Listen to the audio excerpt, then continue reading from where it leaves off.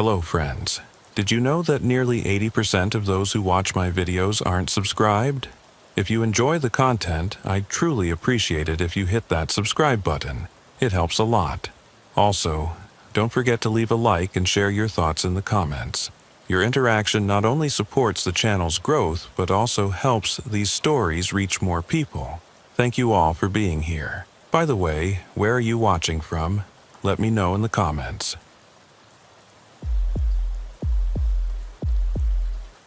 My name is Dale Morrison, and I've been pulling steel across America's highways for 23 years. In all that time, I've never had anything shake me the way that October night did on Interstate 40 near Amarillo. What happened at that way station wasn't supernatural. It was something much worse. It was completely, sickeningly human. I was running hot from Detroit to Phoenix, a load of transmission parts that needed to be there by noon the next day. Good freight, good money, and I was making excellent time through the Texas Panhandle when I saw the sign. All commercial vehicles must stop. Way station 1 mile. Nothing unusual about that. I'd been through this checkpoint dozens of times over the years. But as I took the off-ramp at 2:47 a.m., something felt wrong immediately. The place looked different. Not older, but more. Tall fencing topped with razor wire that hadn't been there before. Bright LED lights that turned the night into harsh, artificial day. And cameras. Lots of cameras. I eased my Kenworth onto the scales, everything legal and proper. But instead of the usual green light, the message board lit up with words that made my blood run cold. Proceed to Bay 3 for mandatory inspection. Driver report to office immediately. The man who walked out of the scale house wasn't wearing a DOT uniform. Black tactical gear, radio equipment, sidearm. His name tag read, R. Kellerman, Federal Task Force. He moved like military, talked like law enforcement. Evening, driver. We're conducting a joint operation tonight. Shut down your engine and come inside. The office had been transformed since my last visit. Computer workstations everywhere, communication equipment I didn't recognize, wall-mounted displays showing surveillance footage. And in the corner, barely visible in the shadows, I swear I saw figures watching. Men in suits who shouldn't have been there. License, medical card, logbook, and bill of lading, Kellerman demanded. Then he said something that made my stomach drop. We're also going to need your cell phone and your truck's electronic data. That's when I knew I was in serious trouble. What's this about? I asked, trying to keep my voice steady. Your cargo. We need to inspect it. The trailer's sealed by the shipper. Breaking those seals. Federal investigation supersedes commercial contracts.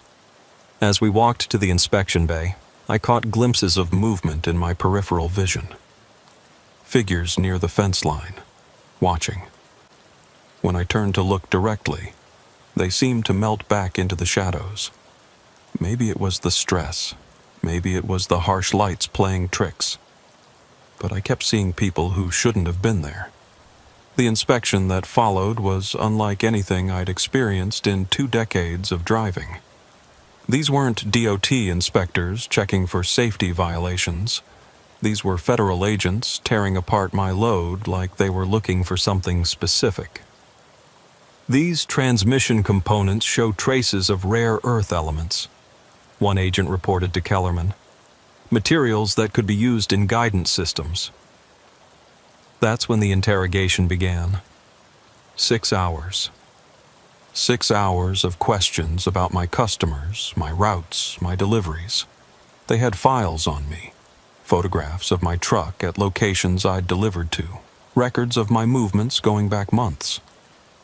Your transportation records show regular runs between facilities we've identified as part of an international smuggling network, Agent Morrison from the FBI explained. She was young, maybe 30, with cold eyes that seemed to look right through me. The worst part? They were right. The automotive parts I'd been hauling weren't just transmission components. They contained materials that could be disassembled and used to manufacture guidance systems for missiles. I'd been unknowingly smuggling weapons components for over a year. "We believe you're unwitting rather than willing," Morrison continued, "but your cooperation will determine whether you face federal charges."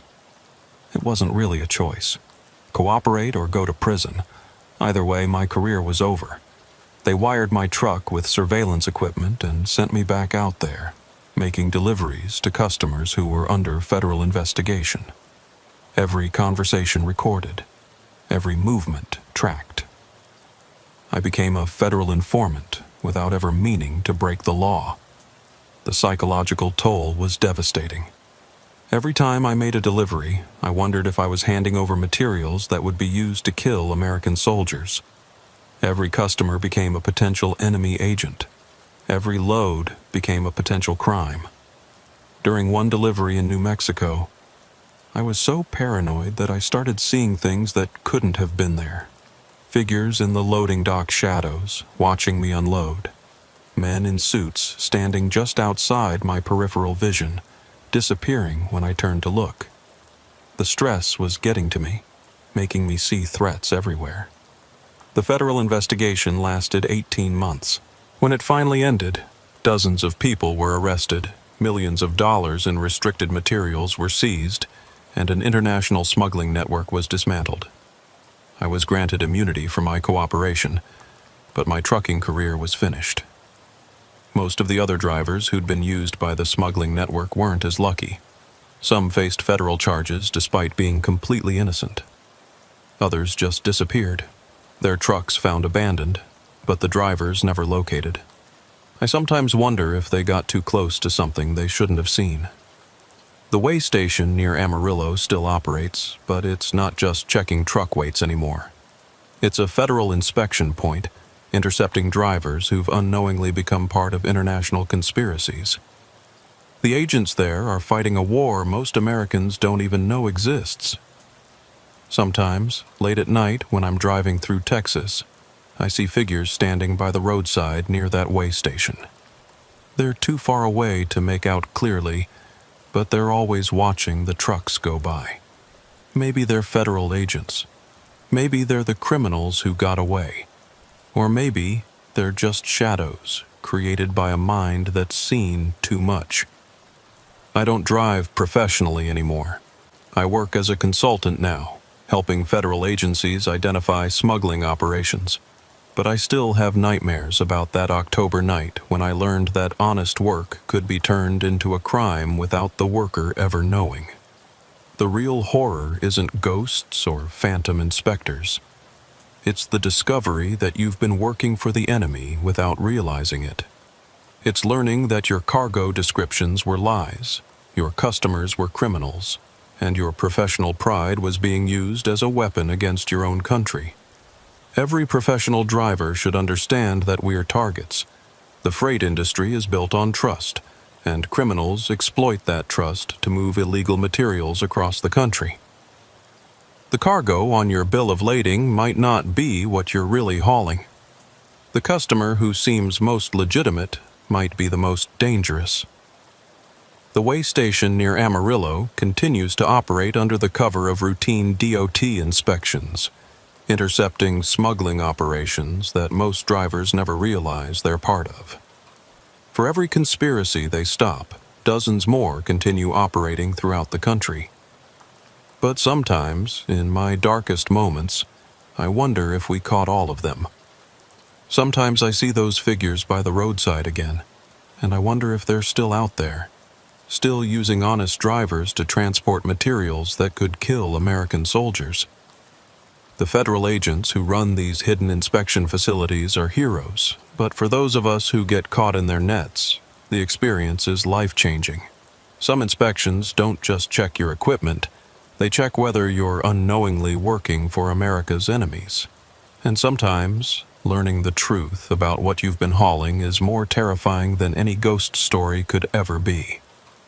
That weigh station taught me that the greatest dangers on America's highways aren't supernatural. They're the very real criminals who turn honest truckers into unwitting weapons against their own country. The horror isn't in what might be lurking in the shadows. It's in discovering that you've been the shadow all along. The investigation files are still classified, but I know there are more operations like this running throughout the country. More drivers being used, more materials being moved, more threats we can't see coming. Sometimes I get calls from federal agents asking about routes I used to run, customers I used to serve. They're still tracking something, still following leads that go back to that smuggling network. And sometimes they ask if I've seen anything unusual lately. Figures by the roadside, people watching truck stops, vehicles that seem to be following patterns they can't quite identify. I always tell them the truth. In this business, you learn to see things that might not be there.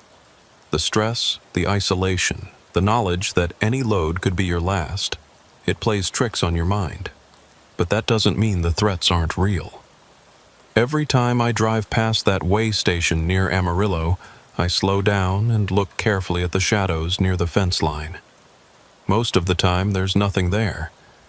But sometimes, just sometimes, I see figures watching the trucks go by.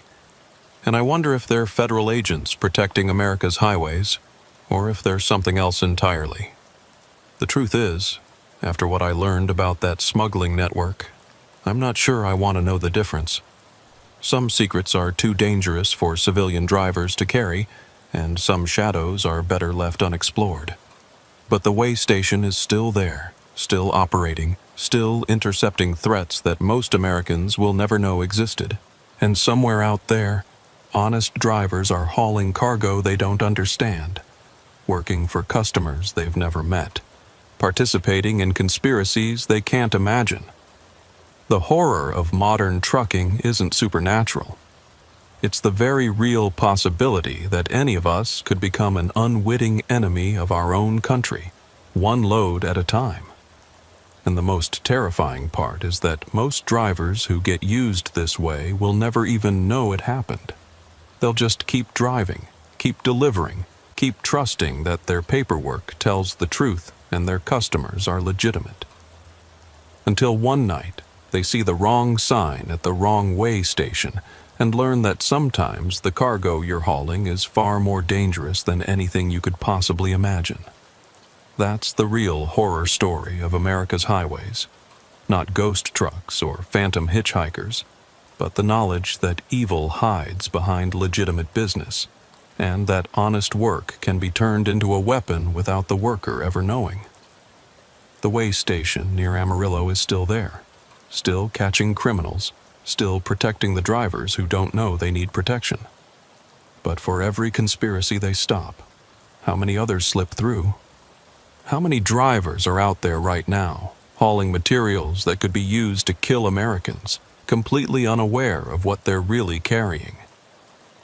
I don't know the answer to that question, but sometimes when I'm driving through Texas late at night, I see those figures by the roadside again, and I wonder if they're part of an operation that's still running, still using our highways to move threats we can't see coming. The way station that changed my life was just one small victory in a much larger war. And in that war, every truck is a potential weapon, every driver is a potential target, and every load could be the one that tips the balance between security and catastrophe. That's why I sometimes see things that might not be there. Because after learning what I learned, the shadows hold too many possibilities, and the figures by the roadside could be anything at all. But the trucks keep rolling, the loads keep moving, and America's highways keep carrying cargo that most of us will never understand. The way station near Amarillo taught me that ignorance isn't bliss, it's vulnerability. And sometimes, the most dangerous cargo is the kind you never know you're carrying. The real horror isn't in what might be haunting our highways. It's in what definitely is. Criminals who use our integrity against us, conspiracies that turn honest work into acts of treason, and the terrible knowledge that any of us could be carrying the materials that could destroy everything we're trying to protect. That way station is still out there, still operating, still catching the drivers who don't know they're criminals. And every time a truck gets pulled in for routine inspection, someone's life changes forever. The neon sign for Murphy's 24-hour truck wash flickered against the Oklahoma night sky like a dying heartbeat. I'm Gary Sullivan, been keeping my rig clean for 19 years, and I thought I knew every truck wash from Seattle to Miami. But what happened during my overnight stay at Murphy's had nothing to do with supernatural forces.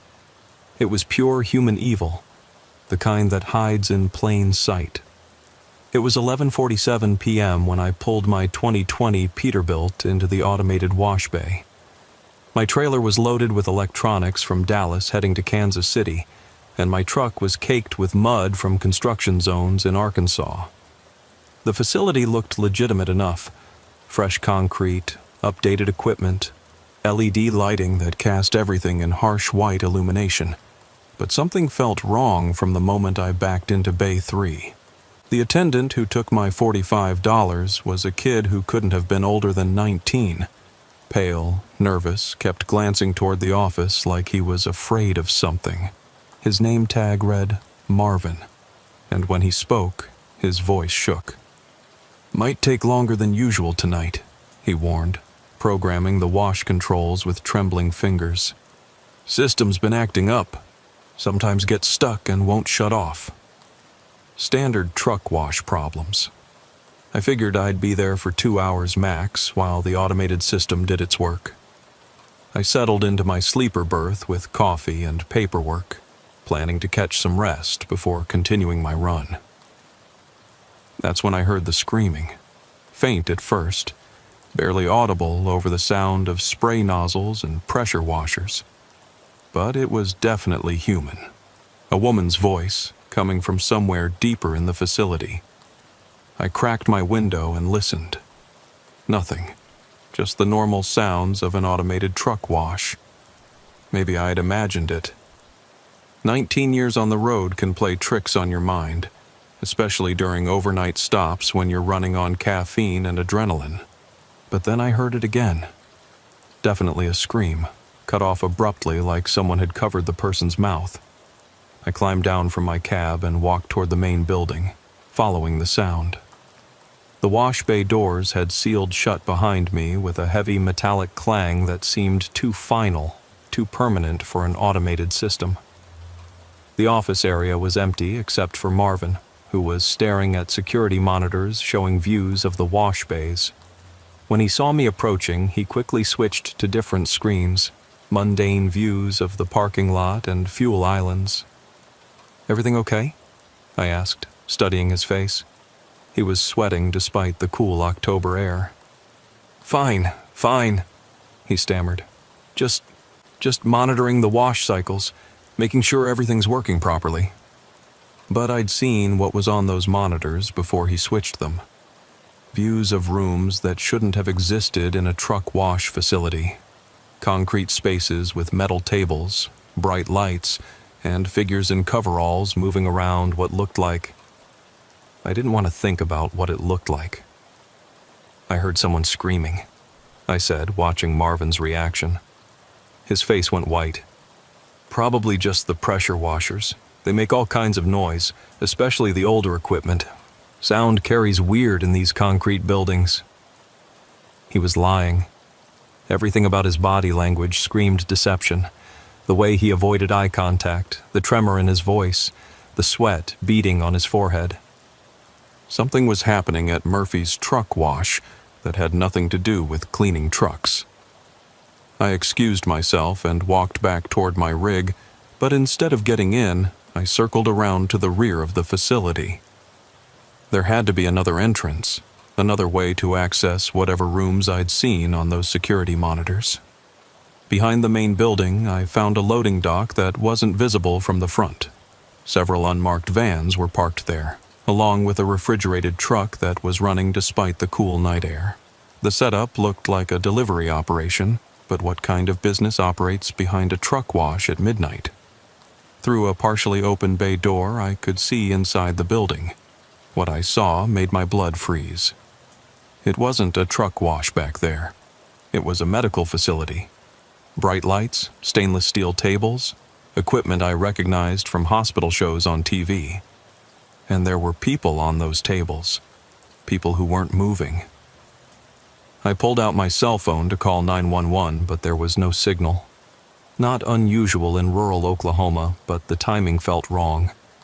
I needed to get closer, to see exactly what was happening, but every instinct told me to run. That's when I heard footsteps behind me. "You shouldn't be back here." I turned to find two men in coveralls approaching. They didn't look like truck wash employees. They looked like hospital orderlies, or morgue attendants. Clean, professional, and completely out of place at a commercial vehicle wash facility. "Just looking for a bathroom," I lied, backing away from them. "Bathroom's in the front office," the taller one said. His voice was calm, professional, like he dealt with wandering truckers all the time. "You need to return to your vehicle. Your wash cycle isn't complete." They escorted me back to my truck, staying close enough that I couldn't run, but far enough that it didn't look like an arrest. To anyone watching, it would have appeared like helpful employees making sure a customer didn't get lost. But I knew better. Whatever was happening at Murphy's, it was big enough to require security, organized enough to have procedures for dealing with curious drivers, and sophisticated enough to operate behind the cover of a legitimate business. Back in my cab, I tried to make sense of what I'd seen.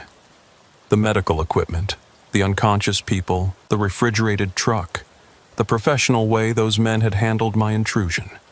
It all pointed to something that made my stomach turn. Organ harvesting. The thought hit me like a physical blow. Murphy's Truck Wash was a front for an organ trafficking operation. The medical facility in the back was where they processed their victims, and the refrigerated truck was how they transported the harvested organs. But who were the victims? And how did they get them? I thought about the other trucks I'd seen in the wash bays. Drivers who might have wandered into the wrong area, seen something they shouldn't have seen, asked too many questions. Drivers who might have become unwilling donors to keep the operation secret. My wash cycle should have been finished by now, but the bay doors remained locked. I was trapped in my truck while people in the facility decided what to do about me. Whether I was a threat that needed to be eliminated or just a curious driver who could be intimidated into silence. Through my windshield, I could see Marvin in the office, talking animatedly on a phone. Making a report, probably. Describing the driver who'd seen too much, asking for instructions on how to handle the situation. The minutes crawled by. 1 hour. 2 hours. My truck sat in the wash bay while nothing happened except the sound of my own heartbeat pounding in my ears. Whatever they were discussing, it was taking time to resolve. Finally, at 3:47 a.m., the bay doors opened with their normal pneumatic hiss. Marvin appeared at my window, looking relieved but still nervous. "Sorry about the delay," he said, his voice artificially cheerful. "Technical problems with the wash system. Everything's working fine now." My truck looked the same as when I'd entered. No cleaner, no different. Whatever had happened during those 4 hours, it hadn't involved washing my vehicle. I started my engine and prepared to leave, but Marvin's next words stopped me cold. "Drive safe out there," he said, his tone carrying an unmistakable threat. "And remember, some things are better left private. Truck wash business is competitive, and rumors can really hurt a facility's reputation." It wasn't advice. It was a warning. I drove out of Murphy's and didn't stop until I reached a well-lit truck stop 50 miles away. There, surrounded by other drivers and normal activity, I tried to call 911 again. This time I had signal, but when I described what I'd seen, the dispatcher seemed skeptical. "Sir, are you reporting a crime in progress or suspicious activity? Because if you didn't actually witness anything illegal..." How do you explain to a 911 operator that you saw medical equipment in a truck wash, unconscious people on tables, and refrigerated trucks making midnight deliveries? Without hard evidence, it sounded like the paranoid delusions of an overtired driver. But I kept trying. FBI field office in Oklahoma City, state police, even the local sheriff's department. Everyone wanted evidence I didn't have, witnesses I couldn't provide, specifics I couldn't give without admitting I'd been trespassing on private property. 3 weeks later, I read a news story that made my hands shake. Murphy's 24-hour truck wash had been raided by federal agents in a multi-state operation targeting organ trafficking. Dozens of people were arrested, millions of dollars in equipment was seized, and evidence was recovered linking the facility to the disappearances of over 40 people. The victims weren't random. They were carefully selected: homeless individuals, undocumented immigrants, runaway teenagers, people who wouldn't be missed, who had no families to report them missing, who could disappear without triggering major investigations. But some victims were truckers, professional drivers who had stopped at the wrong facility at the wrong time, who had seen something they shouldn't have seen, who had become liabilities that needed to be eliminated. According to the FBI report, the Murphy's operation had been running for over 3 years, using the truck wash as a front to identify potential victims among the transient population that frequented commercial vehicle facilities. Drivers would disappear during routine stops, their trucks abandoned in the parking lot while their bodies were harvested for organs that were sold to buyers throughout the world. The investigation revealed that similar operations were running at truck stops and service facilities throughout the country, all connected to an international network that specialized in acquiring organs from victims who wouldn't be missed. The trucking industry's transient nature made it perfect cover for operations that required both victims and transportation. Marvin, the nervous kid who had taken my money, was arrested as part of the operation. But during questioning, he claimed he'd been trying to protect drivers from what was happening in the back rooms. The delays, the technical problems, the nervous behavior. It had all been his way of giving potential victims time to leave before they could be selected for harvesting. I couldn't stop what was happening, he told investigators, but I could slow it down, give people chances to get away. Some drivers were just there for truck washes. Others were asking too many questions, getting too curious. Those were the ones who usually didn't leave. According to his testimony, I had been marked for elimination that night. My curiosity about the screaming, my exploration of the facility's rear areas, my obvious suspicion about what was happening, it had all been reported to the operations leaders as evidence that I was a threat. The 4-hour delay in my wash cycle had been spent debating whether to let me leave or add me to their victim list. In the end, they decided that killing a driver with a tight delivery schedule would trigger too much attention from dispatch and law enforcement. But it had been close. Closer than I ever wanted to imagine. The FBI agent who interviewed me, Special Agent Rita Morrison, explained that organ trafficking operations specifically targeted the trucking industry because of the mobility and anonymity it provided. Truck stops are perfect hunting grounds, she said.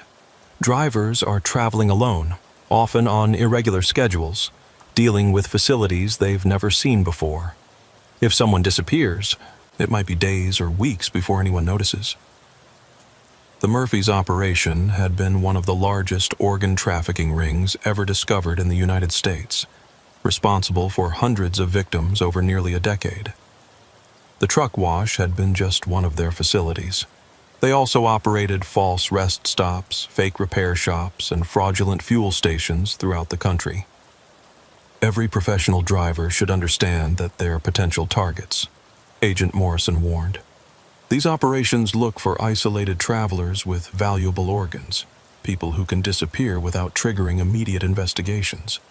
The trucking community's independence and mobility make it attractive to criminals who need both victims and transportation. I returned to Murphy's location 6 months later, during the day, to see what remained of the facility. The truck wash had been demolished, but the concrete foundation was still visible, along with evidence of the underground rooms where the medical equipment had been located. Local residents told me that strange things had been happening at Murphy's for years. Trucks entering but never leaving, screaming sounds during overnight hours, refrigerated vehicles making deliveries that couldn't be explained. But truck washes are noisy places, and the community had assumed the sounds were just industrial equipment operating during off-peak hours. We knew something wasn't right, one local farmer told me. But truck stops have their own rhythms, their own sounds. Easy to dismiss things that don't fit when you're not looking for criminal activity. The experience changed how I approach overnight stops at unfamiliar facilities. I research truck washes before I use them, check online reviews and driver forums for reports of unusual activity or disappearances. I carry multiple communication devices to ensure I can call for help if something goes wrong. Most importantly, I trust my instincts. When something feels wrong, when employees seem nervous, when procedures don't match normal operations, when I hear sounds that don't belong, I leave immediately. No truck wash is worth risking your life for. The organ trafficking industry continues to target professional drivers throughout the country, using our mobility and independence against us. Every overnight stop at an unfamiliar facility is a potential encounter with criminals who see us as walking repositories of valuable organs. Murphy's 24-hour truck wash taught me that evil often hides behind legitimate business facades, and that the screaming you hear might not be pressure washers or industrial equipment. Sometimes it's human suffering, and sometimes the only thing standing between you and becoming the next victim is your willingness to trust your instincts and leave when something doesn't feel right. The truck wash industry has implemented enhanced security measures and background check procedures since the Murphy's raid, but Agent Morrison warns that similar operations are still active throughout the country. Every facility that caters to transient populations is a potential front for human trafficking, she explained. The best protection is education, awareness, and the courage to report suspicious activity. Today, when I need truck wash services, I stick to major chain facilities with established reputations and heavy traffic. I avoid isolated operations that seem too good to be true, and I never ignore the voice in my head that says something isn't right. Because sometimes that voice is the only thing standing between a routine truck wash and becoming an unwilling organ donor for criminals who turn human suffering into profit. Murphy's taught me that the most dangerous facilities are often the ones that look most legitimate, and that the screaming you hear might be your last warning to get out while you still can. The neon signs still flicker at truck washes throughout Oklahoma and beyond, advertising 24-hour service and competitive prices. But some of those signs are beacons for predators who understand that professional drivers are perfect victims, mobile, isolated, and often far from home when they disappear. Murphy's 24-hour truck wash is gone, but the lesson it taught remains. Not every service facility is what it appears to be, and sometimes the most routine stops can become encounters with evil that uses our industry's trust and efficiency against us. The real horror isn't supernatural forces or ghostly mechanics. It's the very human evil that preys on drivers who need basic services, turning routine maintenance stops into potential death traps for anyone unlucky enough to see too much or ask too many questions. But the screaming I heard that night wasn't pipes or pressure washers. It was human suffering, and it serves as a reminder that some facilities wash more than trucks. They clean up evidence of crimes that most people can't imagine. The Murphy's operation was stopped, but how many similar facilities are still operating throughout the country? How many drivers have disappeared during routine truck washes, their organs harvested by criminals who understand that mobile victims are the hardest to trace? I don't know the answers to those questions. But every time I see a truck wash with too good to be true prices or overly nervous employees, I remember the screaming I heard at Murphy's, and I keep driving until I find a facility where the only thing being washed is vehicles. Because in the trucking industry, paranoia isn't a mental illness, it's a survival skill.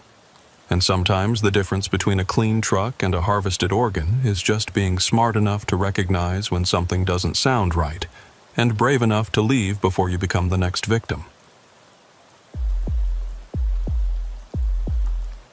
Bay 17 at the Meridian Distribution Center was supposed to be a routine pickup.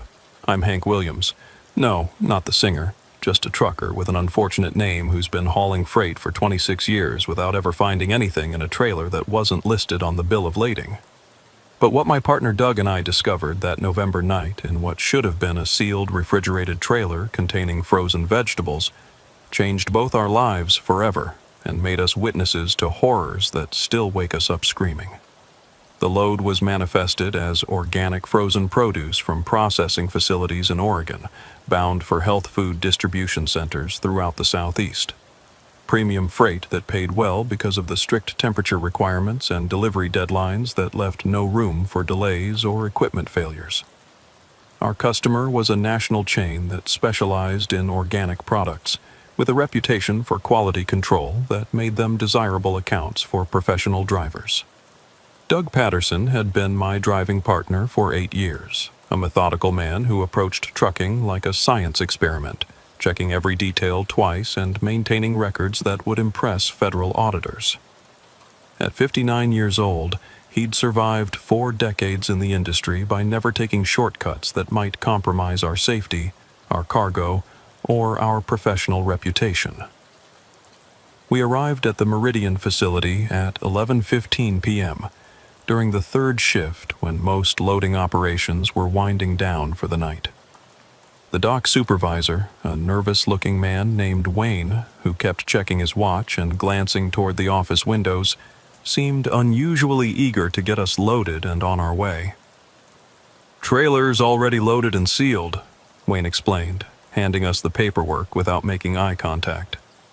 "Temperature's been maintained at -15 degrees since loading completed 6 hours ago. Customer is extremely particular about the cold chain. Don't open those doors until you reach your final destination in Atlanta." Standard instructions for high-value frozen produce, nothing that seemed unusual at the time. Doug and I performed our coupling procedures with the mechanical precision that comes from years of partnership, checking airlines, electrical connections, and the refrigeration unit that would maintain temperature during our 200-mile journey across the country. The first indication that something was wrong came approximately 60 miles into our run when Doug noticed an unusual odor seeping into our cab, despite the sealed trailer and functioning climate control. Not the typical smell of refrigerated vegetables, but something organic and disturbing that made both of us immediately nauseous. "You smell that?" Doug asked, adjusting the ventilation system in our cab and checking the mirrors for any sign of refrigeration failure.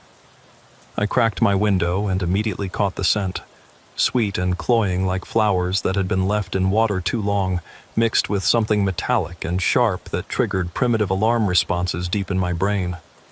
The smell was definitely coming from our trailer, despite the supposedly sealed cargo area and properly functioning refrigeration equipment. By the time we reached our fuel stop in Little Rock, Arkansas, the odor had intensified to the point where we were both feeling physically ill. Doug suggested we inspect the refrigeration unit for mechanical failures that might have allowed the cargo to spoil, even though our monitoring systems showed the trailer maintaining proper temperature. The reefer unit was operating perfectly, holding -15 degrees exactly as programmed. But when Doug opened the small access port to check the interior temperature probe, a wave of that horrible smell nearly knocked us both to our knees. It was like opening a tomb that had been sealed for decades. "That's not frozen vegetables," Doug said, covering his nose and mouth with his shirt.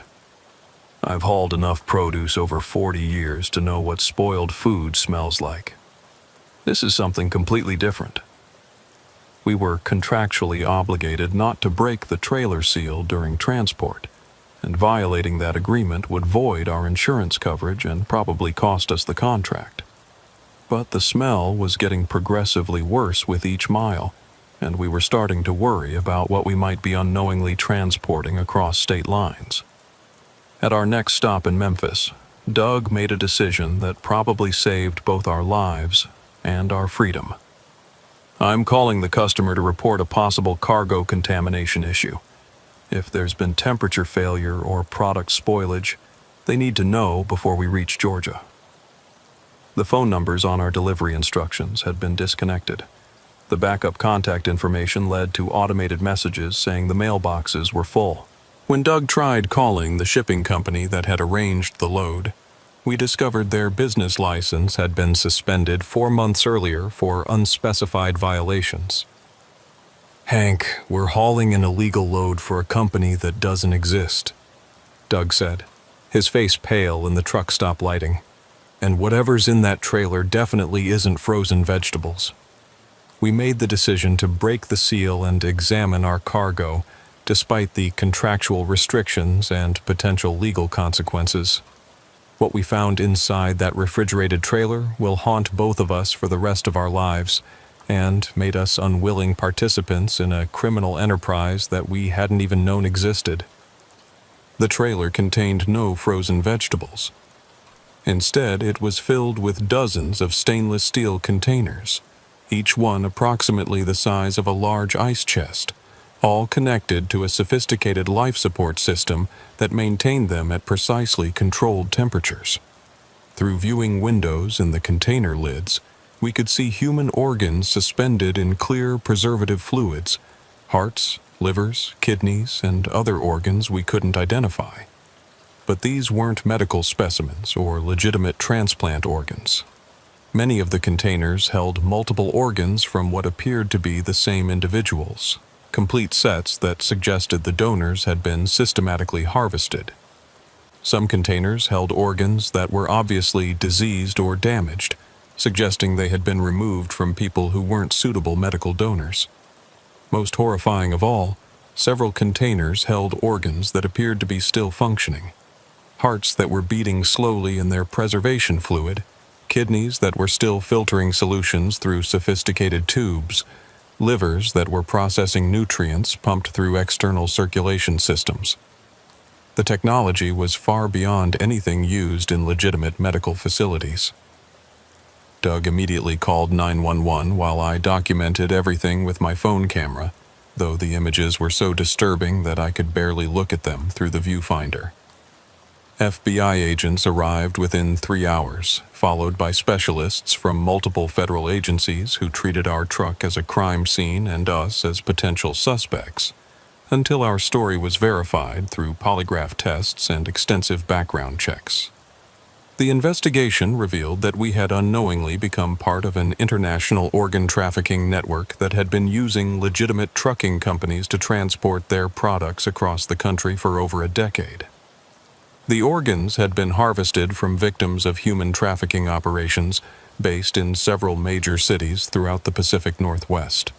Special Agent Rita Morrison, who led the federal task force investigating organ trafficking, explained that the criminal organization had been using sophisticated preservation technology to keep harvested organs viable for weeks or even months. "This isn't simple black market medical trade," she told us. "This is systematic murder for profit, using victims who were specifically selected for their organ compatibility."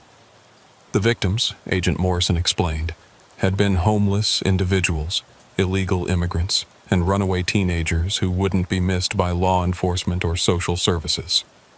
They had been kept alive in medical facilities disguised as charitable clinics, while their health was monitored and their organs were evaluated for potential buyers.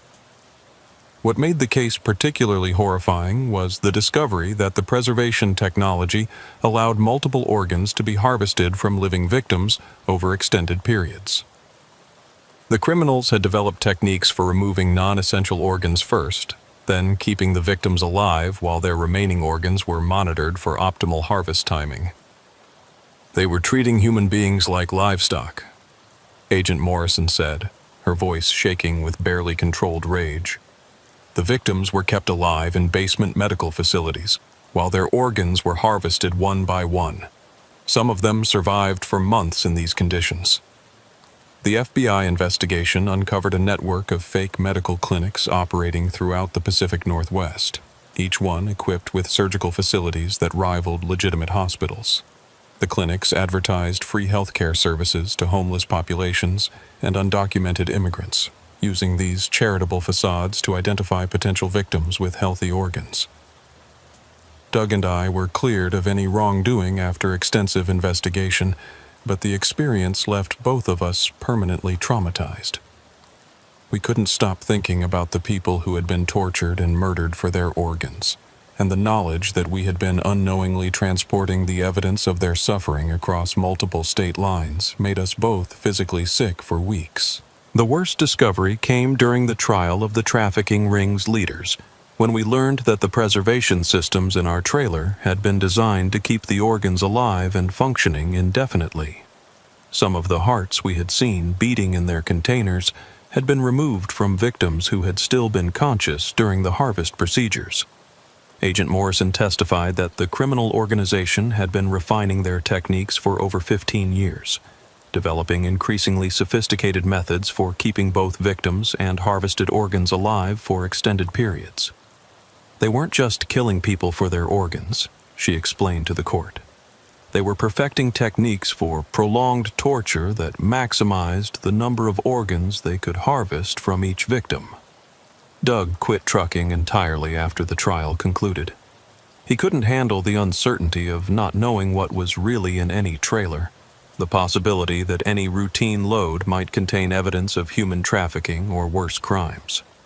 He moved back to his hometown in Iowa and took a job at a local hardware store, but he still wakes up screaming from nightmares about those beating hearts in their preservation containers. I continued driving, but I completely changed my approach to freight selection. I now personally verify every shipper and consignee, refuse loads with unusual restrictions or temperature requirements that can't be fully explained, and never haul for companies that I can't visit and inspect myself. I've turned down thousands of dollars in freight because something didn't feel right about the cargo or the customer.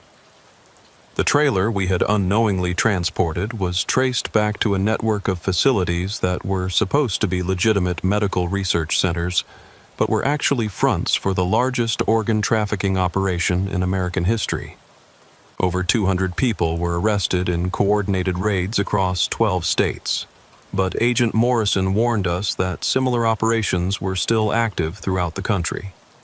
The freight industry is built on trust and efficiency, she explained during our debriefing sessions. Most truckers assume that what they're told about their cargo is accurate because the system depends on that trust. Criminal organizations exploit that assumption to move illegal products across state and international borders. 6 months after our horrifying discovery, Doug called me with news that made both of us question whether we had really escaped the organ trafficking network's influence. He had received a medical diagnosis that required immediate intervention, kidney failure that had developed rapidly despite his previous excellent health and no family history of renal disease. "Hank, what if they didn't just use us to transport organs?" Doug asked during our phone conversation, his voice hollow with fear. "What if being exposed to those preservation chemicals did something to us? What if we're going to need the kind of organs we were unknowingly carrying?" I've had my own health issues since that November night. Persistent respiratory problems that no doctor can fully explain, blood test results that show unusual enzyme levels, and recurring infections that suggest my immune system has been compromised. 3 other drivers who had unknowingly transported organ trafficking loads have developed similar health problems, all within 2 years of their exposure. Agent Morrison confirmed our suspicions during a follow-up interview. The preservation chemicals used by this organization were experimental compounds that haven't been approved for human exposure. We don't know what the long-term effects might be, but early indicators suggest they may cause accelerated organ deterioration in people who were exposed to them. The medical monitoring program established for drivers who had been exposed to the trafficking network's chemicals has revealed disturbing patterns. Nearly 60% of exposed drivers have developed health problems that specifically affect the organs that were being harvested and preserved in their trailers. It's as if the chemicals were designed not just to preserve stolen organs, but to damage the same organs in anyone who came into contact with them. Doug's kidney failure progressed rapidly despite aggressive treatment, and he was placed on the transplant waiting list within 8 months of our discovery. The cruel irony wasn't lost on either of us. We had unknowingly transported kidneys that could have saved his life, but those organs had been stolen from murder victims and were being sold to wealthy buyers who didn't ask questions about their source.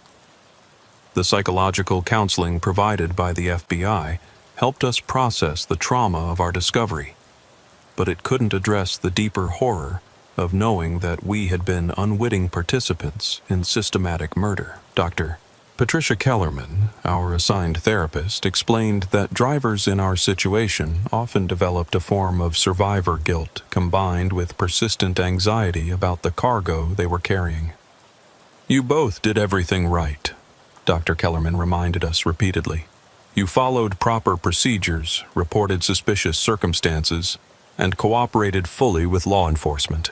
The criminals who exploited your professionalism are responsible for these crimes, not the drivers who were deceived into transporting their products." But her reassurances couldn't eliminate the nightmares that still plague both of us. Doug dreams about those beating hearts every night, while I wake up in cold sweats thinking about the victims who died so their organs could be sold to buyers who treated human body parts like luxury commodities. The trial of the organ trafficking ring's leaders provided some measure of justice, but it also revealed the full scope of their operations. Over 300 victims had been murdered during the 15 years the organization had been active, their organs sold for a total of more than $50 million to buyers throughout the United States and international markets. The buyers included wealthy individuals who needed transplants but didn't want to wait for legitimate donor organs, medical facilities that were performing illegal transplant procedures, and research organizations that were conducting experiments that would never be approved by ethical review boards. Many of the buyers knew exactly what they were purchasing, making them accessories to multiple murders. Most disturbing was the revelation that the trafficking network had been expanding their operations to include other forms of human experimentation. The preservation technology they had developed for organs was being adapted to keep entire human subjects alive during extended medical procedures that were designed to test experimental treatments and surgical techniques. Agent Morrison's final report on the case included recommendations for enhanced cargo screening procedures and mandatory verification systems for medical freight, but she acknowledged that determined criminals would always find ways to exploit the trucking industry's reliance on trust and efficiency.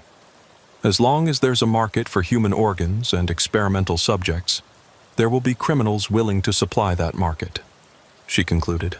The best protection for legitimate drivers is education about the warning signs and the courage to report suspicious circumstances, even when it might cost them a valuable contract. The Meridian Distribution Center was closed permanently after the investigation revealed that its management had been paid to facilitate the organ trafficking operation.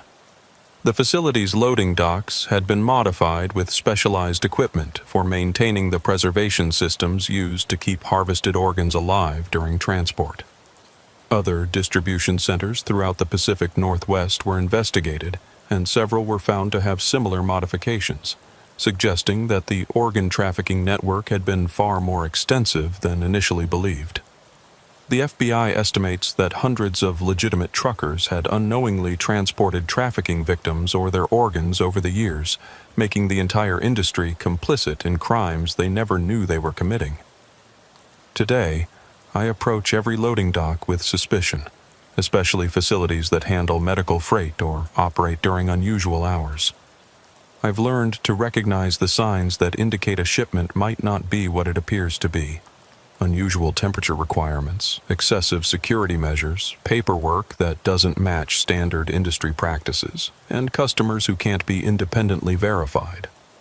The organ trafficking case taught me that evil often hides behind legitimate business facades, and that criminals deliberately target honest people whose trustworthiness can be exploited to transport evidence of their crimes. The trucking industry's emphasis on efficiency and schedule compliance creates vulnerabilities that sophisticated criminal organizations can exploit to move illegal products across vast distances. Doug never received his kidney transplant. He died 18 months after our discovery, his health destroyed by exposure to chemicals that had been designed to preserve organs stolen from murder victims. At his funeral, Agent Morrison told me that he was essentially the last victim of the organ trafficking ring we had helped expose. The chemicals that killed Doug were the same ones that kept those stolen organs alive, she said. In a very real sense, he died from the same crimes that killed the people whose organs you were transporting. The only difference is that his death took longer. I continue to drive, but every trailer I haul is a reminder of the horror we discovered at that loading dock in Oregon. I've become an advocate for enhanced cargo screening and verification procedures, speaking at industry conferences about the importance of knowing what you're really transporting across America's highways. The loading dock at Meridian Distribution Center has been demolished, but the memories of what we found there will never be erased. Sometimes, in my darkest moments, I can still smell that sweet, cloying odor that first alerted us to the presence of death in our trailer. And sometimes, when I'm checking my cargo at loading docks throughout the country, I remember those beating hearts and wonder what horrors might be hiding behind the next bill of lading. The lesson I learned from our discovery is simple but terrifying. Not all cargo is what it appears to be, and sometimes the most evil crimes hide behind the most innocent-looking paperwork. Every loading dock is a potential crime scene, and every trailer might contain evidence of horrors that most people can't even imagine. The organ trafficking ring we exposed was just one criminal organization exploiting the trucking industry's trust-based system. Agent Morrison estimates that dozens of similar operations are still active throughout the country, using legitimate drivers to transport everything from human trafficking victims to experimental medical subjects to biological weapons. The highways of America carry more than just legal cargo, she warned me during our final interview. And sometimes the most dangerous loads are the ones that look completely normal on paper. That's why I check every trailer now, regardless of seals or contractual restrictions. Because sometimes the most important thing a trucker can do is refuse to transport cargo that might be evidence of crimes against humanity, even when refusing means losing money or damaging professional relationships. The dead deserve justice, and the living deserve protection from the criminals who exploit our highways to transport the evidence of their crimes.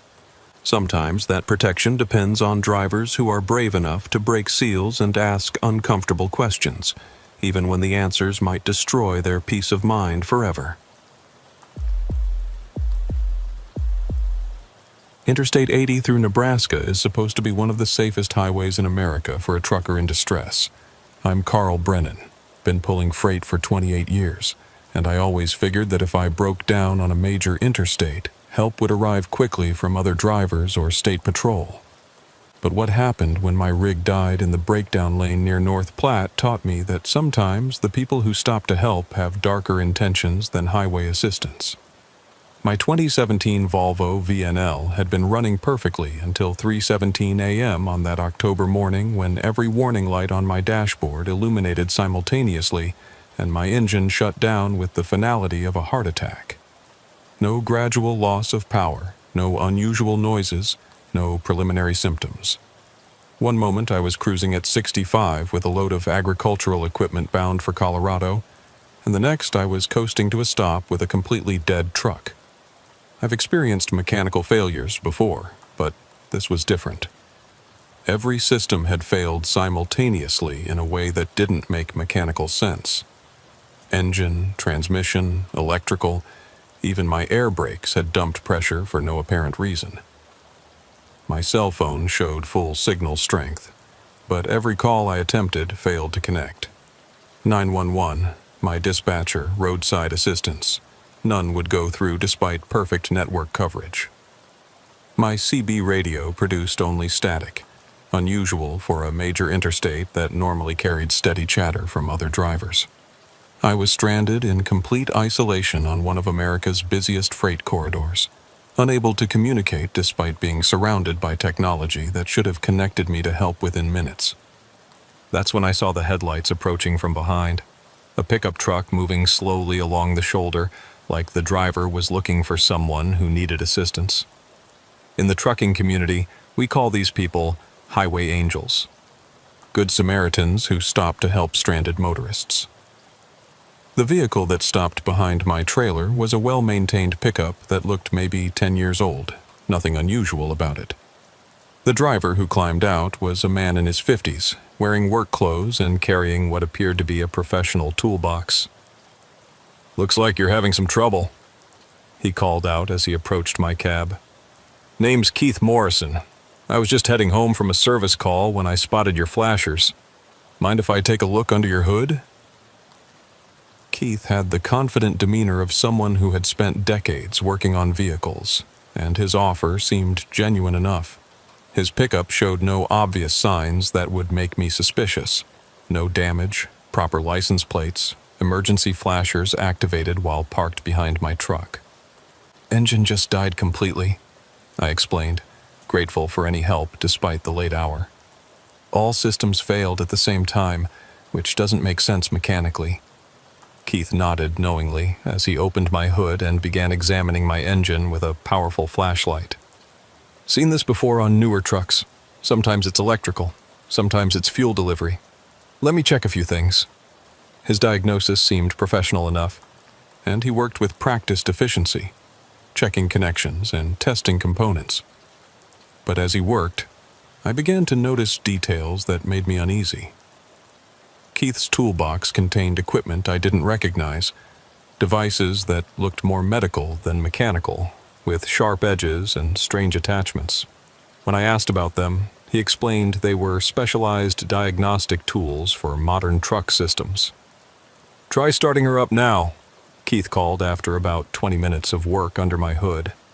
I turned the key and was amazed when my Volvo started immediately, all systems functioning normally. But something about Keith's demeanor had changed. He seemed less helpful now, more calculating, like he was studying me rather than just providing roadside assistance. "How did you fix it so quickly?" I asked, climbing down from my cab to thank him. "Just disconnected and reconnected a few things," Keith replied, but his eyes were scanning my truck's cargo area with unusual interest. "Say, what are you hauling? Agricultural equipment can be valuable stuff." The question set off alarm bells in my head. Legitimate Good Samaritans don't typically ask about cargo values, and Keith's interest seemed too focused on the commercial aspects of my load rather than just being helpful. "Standard farm machinery," I replied carefully, not providing specific details. "Nothing too exciting." Keith's smile didn't reach his eyes. "Mind if I take a look? I've got a farm operation myself, always interested in seeing new equipment." No legitimate mechanic needs to inspect cargo to fix engine problems. Keith was fishing for information about my load, probably assessing whether it was worth stealing. I started backing toward my cab, but Keith moved to block my path. "You know, Carl, I saw your name on the truck registration. You're in a pretty isolated spot out here. Nearest help is probably 50 miles in either direction. A lot of things can happen to a driver on a lonely stretch of highway." The friendly demeanor was gone now, replaced by something that made my blood run cold. Keith wasn't a good Samaritan. He was a predator who used breakdown situations to target vulnerable drivers. "I need to get back on the road," I said, trying to keep my voice steady while moving toward my cab. "Thanks for the help." "I don't think you understand," Keith said, his voice taking on a threatening tone. "This stretch of highway has seen a lot of accidents over the years. Drivers who get careless, who don't appreciate the help they receive." That's when I saw the gun. Keith had pulled it from his toolbox while pretending to put his equipment away. He held it casually, like it was just another tool for dealing with stranded truckers. "Here's how this works," Keith continued, his voice now completely cold and professional. "You're going to open that trailer and show me what you're carrying. Then we're going to discuss how much it's worth, and how much you're willing to pay to continue your journey." I realized I had walked into a hijacking operation. Keith wasn't a random Good Samaritan. He was part of an organized crew that targeted isolated truckers, using fake breakdowns or actual mechanical sabotage to create opportunities for cargo theft. The engine problems weren't random, were they? I asked, stalling for time while trying to figure out how to escape. Keith laughed. Electromagnetic pulse device. Knocks out all the electronic systems in newer trucks without causing permanent damage, makes drivers think they've had a catastrophic failure when really they just need someone to reset their computers. The sophisticated equipment, the professional approach, the knowledge of truck systems. Keith was part of a criminal organization that had perfected the art of highway robbery using modern technology and fake Good Samaritan tactics. "How many drivers have you done this to?" I asked. "Enough to make a good living," Keith replied. Amazing how trusting truckers are when they think they're getting help from a fellow traveler. Most drivers are so grateful for assistance that they never suspect the person helping them is the one who caused their problems. Keith explained the operation while keeping his gun trained on me. His crew had been targeting commercial vehicles on isolated stretches of interstate for over 3 years, using EMP devices to disable trucks and then posing as helpful mechanics to gain access to cargo. "We research the loads ahead of time," Keith said. "Track valuable shipments through dispatch communications, follow trucks to isolated areas, then create the breakdown situation. Drivers call for help, but their communications are jammed. Then we show up as the solution to their problem." The communication jamming explained why my phone and radio hadn't worked. Keith's crew was using professional-grade equipment to isolate their targets, ensuring that victims couldn't call for legitimate help while the robbery was in progress. "Most drivers cooperate once they understand the situation," Keith continued. "We take what we want from the cargo. The driver continues his delivery with a story about highway mechanical failure and everyone goes home alive. But some drivers get difficult, start thinking they're heroes." I could see where this was heading. Keith was describing a choice between cooperation and something much worse, but I also noticed that he was standing between his pickup and my truck, blocking my view of anything that might be approaching on the highway. That's when I heard the diesel engine. Keith heard it too, and his relaxed demeanor changed immediately. Another truck was approaching on the highway, and its driver would see the breakdown situation and possibly stop to offer assistance. Keith's operation depended on isolation and control. Unexpected witnesses were a major problem. "Get in your cab and act normal," Keith hissed, concealing his weapon. "One word about what's happening here and you'll regret it." The approaching truck was a Peterbilt pulling a reefer trailer, probably another driver making an overnight run through Nebraska. As it passed our location, the driver hit his air horn twice, the universal trucker signal acknowledging a breakdown and asking if help was needed. I had a split second to make a decision that would determine whether I lived or died. Keith expected me to wave off the other driver, maintaining the illusion that everything was under control. Instead, I grabbed my flashlight and began signaling SOS. 3 short flashes, 3 long flashes, 3 short flashes. The Peterbilt's brake lights immediately illuminated as the driver began slowing down.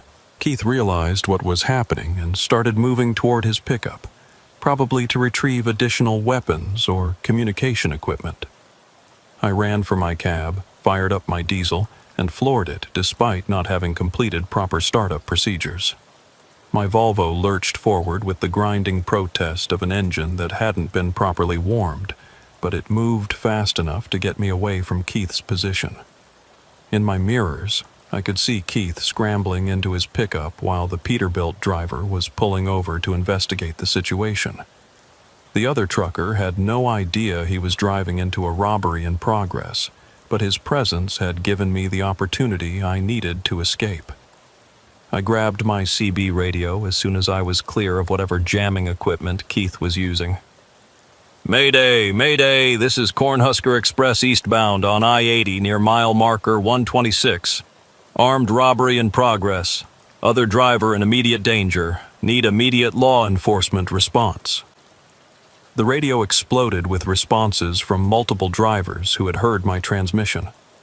Within minutes, the highway was buzzing with truckers coordinating to surround Keith's position and protect the Peterbilt driver who had unknowingly intervened in the robbery. Nebraska State Patrol arrived 20 minutes later to find Keith in custody, held by a group of truckers who had responded to my distress call. His pickup contained enough evidence to link him to dozens of similar robberies throughout the Midwest. EMP devices, communication jammers, weapons, and detailed information about high-value cargo shipments. The investigation that followed revealed that Keith Morrison was part of a sophisticated highway robbery ring that had been operating for over 5 years. They used legitimate-seeming roadside assistance to target commercial vehicles carrying valuable cargo, stealing millions of dollars worth of freight while rarely being detected. Most victims never realized they were being robbed, explained Agent Rita Morrison from the FBI's Cargo Theft Task Force. The criminals would take portions of loads rather than entire shipments, and drivers would assume they'd miscounted or that weight discrepancies were due to measurement errors. Keith's crew had perfected their operation to minimize detection and victim resistance. They appeared helpful rather than threatening, used technology that created believable mechanical failures, and took only enough cargo to be profitable without triggering major investigations. The trucking industry's Good Samaritan culture made this operation possible, Agent Morrison continued. Drivers are trained to help each other, to trust people who offer assistance during breakdowns. These criminals exploited that trust to gain access to millions of dollars worth of cargo. The EMP devices Keith's crew used were military-grade equipment that had been stolen from defense contractors. The communication jamming technology was sophisticated enough to block multiple frequencies simultaneously, creating dead zones where victims couldn't call for help. This wasn't random highway crime, Agent Morrison explained. This was organized theft that used inside information to target specific loads, planned routes to identify optimal robbery locations, and professional equipment to execute complex operations. Keith Morrison was sentenced to 25 years in federal prison, but the investigation revealed that similar operations were active throughout the country. Highway robbery had evolved from simple armed theft to sophisticated criminal enterprises that used technology and psychology to maximize profit while minimizing risk. The Peterbilt driver who had unknowingly saved my life became a hero in the trucking community, but he admitted that he'd had no idea what he was driving into when he stopped to check on my situation. "I just saw a breakdown and wanted to help," he told investigators. "In this business, we look out for each other. Never occurred to me that someone might be using that against us." The experience changed how I approach breakdown situations and roadside assistance. I now carry multiple communication devices to ensure I can call for help, even if some systems are jammed. And I'm suspicious of Good Samaritans who ask too many questions about my cargo. Most importantly, I learned that the people who seem most helpful might be the most dangerous.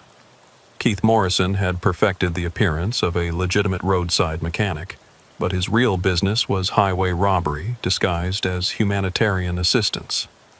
The trucking industry has implemented new protocols for dealing with breakdown situations and suspicious roadside assistance. Drivers are encouraged to verify the identity of anyone offering help and to be suspicious of assistance that seems too convenient or professional. The best protection is communication, Agent Morrison advised.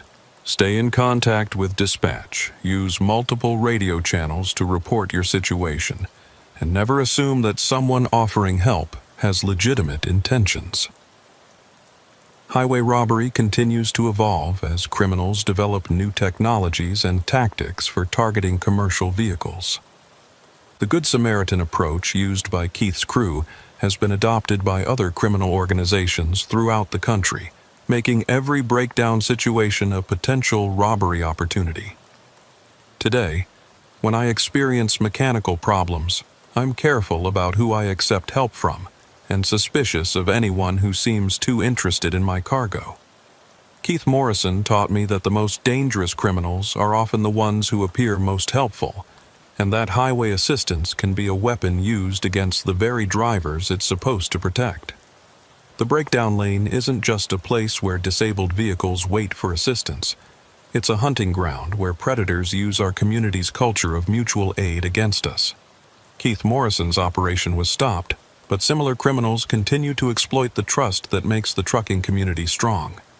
Every professional driver should understand that we're targets for criminals who understand our routes, our schedules, and our willingness to help each other. The person who stops to offer assistance might be a genuine Good Samaritan, or they might be someone who sees stranded truckers as opportunities for profit. The electromagnetic pulse device that Keith used to disable my truck was eventually traced back to a theft from a military research facility. Similar devices are now being used by criminal organizations throughout the country to create artificial breakdown situations that allow them to target specific drivers and cargo. Highway robbery has become a high-tech crime, Agent Morrison warned.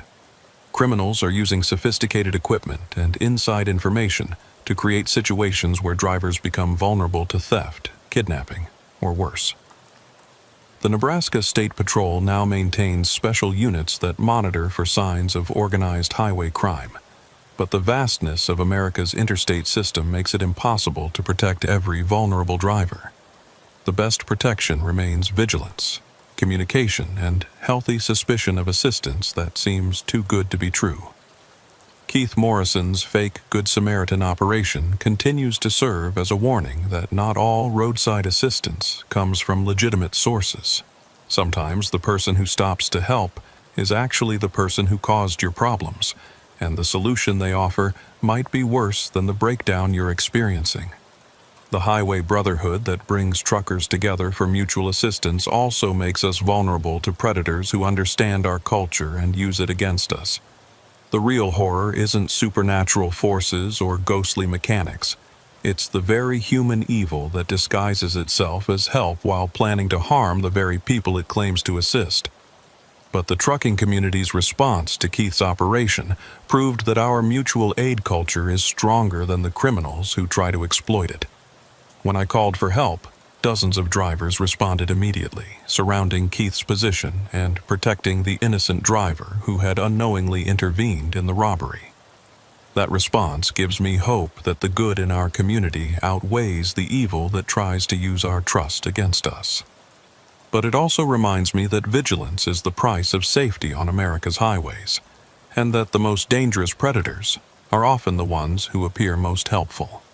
Keith Morrison is in prison, but his methods have been copied by criminal organizations throughout the country. Every breakdown situation is now a potential encounter with criminals who use roadside assistance as a weapon against the drivers they claim to help. The breakdown lane remains a place where help and harm look exactly the same, and where the difference between salvation and destruction might be nothing more than a trucker's willingness to signal for help when something doesn't feel right. Sometimes the most dangerous person on the highway is the one who stops to offer assistance. Keith Morrison taught me that lesson the hard way, and it's one that every professional driver needs to understand before they find themselves stranded in the breakdown lane with someone whose intentions aren't as helpful as they appear. Running in convoy with other truckers is supposed to be one of the safest ways to travel America's highways, especially during overnight hours when traffic is light and the risk of accidents increases. I'm Bobby Mitchell, been driving for 21 years, and I've always found comfort in the shared communication and mutual assistance that comes from traveling with other professional drivers. But what happened during a convoy run through Wyoming last winter taught me that sometimes the drivers who invite you to join their group aren't hauling legitimate freight.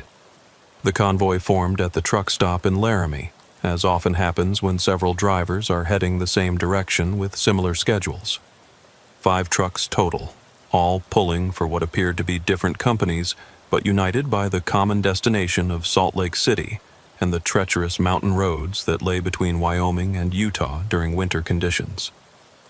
Leading the convoy was Rita Gonzalez in a sharp-looking Kenworth, a woman who claimed 30 years of experience and seemed to know the mountain routes better than most locals. Behind her came Vernon Walsh in a Peterbilt that looked expensive but somehow too clean for a working truck, followed by myself in my trusty Freightliner, then Marvin Tucker in a Mac that was older but obviously well maintained, and finally Nancy Edwards bringing up the rear in a Volvo that seemed inconsistent with the type of loads she claimed to haul. We established communication on Channel 19 and agreed to maintain visual contact throughout the journey, providing updates on road conditions, weather changes, and any hazards that might affect the group's safety. Standard convoy protocol that had served the trucking community well for decades, or so I thought. The weather forecast called for light snow with good visibility, conditions that were manageable for experienced drivers operating well-maintained equipment. Interstate 80 through Wyoming was notorious for sudden weather changes that could transform routine trips into survival situations. But our convoy included drivers who claimed the experience and equipment necessary to handle whatever nature might throw at us. We departed Laramie at 11:30 p.m., heading west into a clear night with stars visible through scattered clouds. Radio chatter was professional but somehow different from normal convoy communications. These drivers knew each other too well, used terminology that seemed coded, and discussed routes with a precision that suggested they'd traveled together many times before. "Looking good ahead, convoy," Rita called back from her lead position as we climbed toward the Continental Divide. "Roads clear, no smokies in sight, and our schedules holding tight. Everyone maintain discipline and stay sharp." The reference to discipline struck me as odd. Professional drivers talked about safety and caution, but military-style discipline wasn't typical trucking terminology. I began paying closer attention to the convoy's behavior and communication patterns. The first sign that something was seriously wrong came when I noticed that all the other trucks had modified exhaust systems that seemed designed to minimize noise rather than maximize performance. Their CB radios used frequencies and terminology that weren't standard for commercial drivers, and their equipment showed signs of customization that went far beyond normal trucking accessories. "Convoy, this is Bobby in the Freightliner," I called, testing their responses. "I'm showing some temperature variations on my engine. Mind if I drop back and check things out?" Rita's response came immediately, with an edge that hadn't been there before. "Negative, Bobby. Maintain position and stay with the group. We don't make unscheduled stops on this route. Whatever your problem is, it can wait until we reach our destination." No legitimate convoy leader would refuse to allow a driver to address potential mechanical problems. Safety always took priority over schedules in professional trucking operations. Rita's insistence that I maintain position regardless of equipment concerns was a red flag that suggested this convoy operated under different rules than normal commercial freight.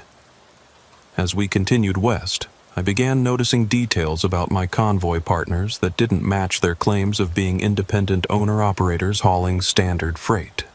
Their trucks were too well maintained for the rough work they described, their equipment was too expensive for the rates they claimed to earn, and their coordination was too precise for drivers who supposedly met randomly at truck stops. "Bobby, you seem nervous back there," Vernon called over the radio, his voice carrying a subtle threat. "Something bothering you about our little group?" The fact that he'd noticed my increased attention to their activities suggested they were monitoring me more closely than normal convoy partners would.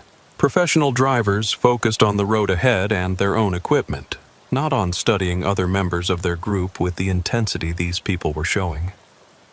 "Just being cautious," I replied, trying to keep my voice steady. "Long hauls can be unpredictable, especially in winter conditions."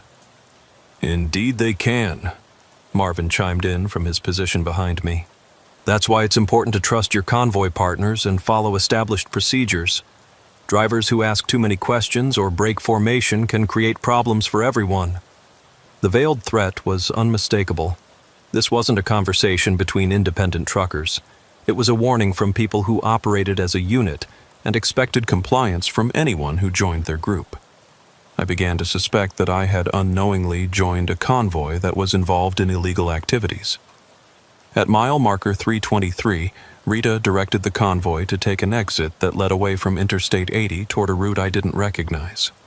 When I questioned the deviation from our planned path, She explained that they were avoiding a way station that had been problematic for their operations. County Mounties have been hassling legitimate drivers all week, Rita said, though her explanation didn't match current law enforcement patterns in the area. We use an alternate route that avoids unnecessary delays and inspections. Professional drivers avoided way stations when they were running illegal loads or operating equipment that wouldn't pass safety inspections. Rita's insistence on bypassing official checkpoints confirmed my growing suspicion that this convoy was transporting something that couldn't withstand scrutiny from law enforcement. The alternate route led through increasingly remote terrain, along highways that were barely maintained and rarely patrolled. As we climbed into mountainous country, I noticed that the other trucks began changing their formation, with Vernon and Marvin positioning themselves to block any attempt I might make to turn around or take a different route. "Where exactly are we going?" I asked over the radio, no longer trying to hide my concern. "Patience, Bobby," Nancy replied from her rear position. "We're taking a scenic route that provides better security for valuable cargo. Some loads require special handling and discretion." The mention of valuable cargo and special handling sent alarm bells through my head. Combined with the convoy's military-style coordination, modified equipment, and insistence on avoiding official checkpoints, it suggested that I had joined a group involved in smuggling operations. At mile marker 45 on the remote highway we were following, Rita led the convoy to an unmarked facility that appeared to be some kind of transfer station. Multiple trucks were already parked there, along with several SUVs and pickup trucks that looked like they belonged to security personnel rather than truck drivers. "Bobby, you're going to park in Bay 7 and wait for instructions," Rita commanded, her friendly demeanor completely gone. "Don't exit your vehicle, don't use your radio, and don't ask questions. This is a routine cargo transfer, and your cooperation will ensure everything goes smoothly." I realized I had driven into a major smuggling operation that used legitimate-looking convoys to transport illegal materials across state lines. The facility was clearly designed for transferring cargo between trucks without creating paper trails or official records that could be traced by law enforcement. "What if I want to leave?" I asked, already knowing the answer when Rita's laugh was cold and professional. "Bobby, you joined our convoy voluntarily, and you've seen our operation. Leaving isn't really an option anymore. But don't worry. As long as you follow orders and keep your mouth shut, you'll be compensated for your cooperation." That's when I saw the armed guards, men in tactical gear who were positioned around the facility, obviously there to ensure that unwilling participants in the smuggling operation didn't have opportunities to escape or contact law enforcement. This wasn't just cargo transfer. It was a criminal enterprise that used kidnapping and intimidation to maintain security. Vernon appeared at my driver's side window, no longer pretending to be a friendly convoy partner. "Bobby, you're going to back into Bay 7 and help transfer some special packages from your trailer to another truck. The packages are valuable, delicate, and none of your business. Ask no questions, cause no problems, and everyone goes home safely." I had no choice but to comply. My trailer was unloaded by teams of workers who moved with military precision, transferring packages that were obviously much more valuable and dangerous than the consumer electronics I thought I was hauling. The packages were small, heavy, and handled with extreme care, characteristics that suggested drugs, weapons, or other contraband. "What was really in my trailer?" I asked Vernon during the transfer process. "Components for special electronic systems," he replied with a smile that didn't reach his eyes. "Let's just say that certain governments are very interested in American technology, and some companies are willing to provide that technology through unofficial channels.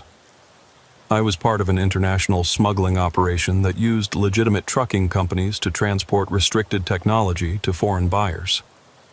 My consumer electronics had actually been components for military or intelligence systems that were supposed to be protected by export controls and national security regulations. The transfer took 3 hours, during which I was closely guarded and not allowed to communicate with anyone outside the facility. When it was complete, my trailer was loaded with different cargo, packages that looked identical to what had been removed, but which I suspected contained entirely different materials. "Bobby, you're going to complete your original delivery route to Salt Lake City," Rita explained as the convoy prepared to leave the transfer facility. "Your new cargo is legitimate consumer electronics that will pass any inspection. Your paperwork matches the load, and everything is completely legal." "What about what I saw here?" I asked. "You stopped at a truck stop for fuel and rest," Rita replied matter-of-factly. "Nothing unusual happened, no unusual cargo was involved, and you have no knowledge of any activities that might interest law enforcement. Some knowledge is dangerous, Bobby. Much safer to forget things that don't concern you." The threat was clear. My silence was required for my continued safety, and the smuggling operation had procedures for dealing with drivers who might become problems. I was now a participant in international crime, whether I wanted to be or not. The convoy resumed its journey toward Salt Lake City, but the dynamic had completely changed. I was no longer a voluntary participant. I was a prisoner traveling under guard toward a destination where my fate would be determined by people who treated human life as just another business expense. During the remaining drive, Vernon explained how the operation worked. Legitimate trucking companies were infiltrated by smuggling networks that used their drivers and equipment to transport illegal materials. Most drivers never knew what they were really carrying, but those who discovered the truth were forced to choose between cooperation and disappearance. "We prefer cooperation," Vernon said. "Drivers who work with us are well compensated and protected. Those who cause problems, well, trucking is a dangerous profession. Accidents happen all the time on America's highways." The implication was clear. Drivers who threatened the operation's security were eliminated, their deaths disguised as highway accidents or mechanical failures that left no evidence of criminal activity. When we reached Salt Lake City, I was taken to a warehouse where I met the operation's leadership.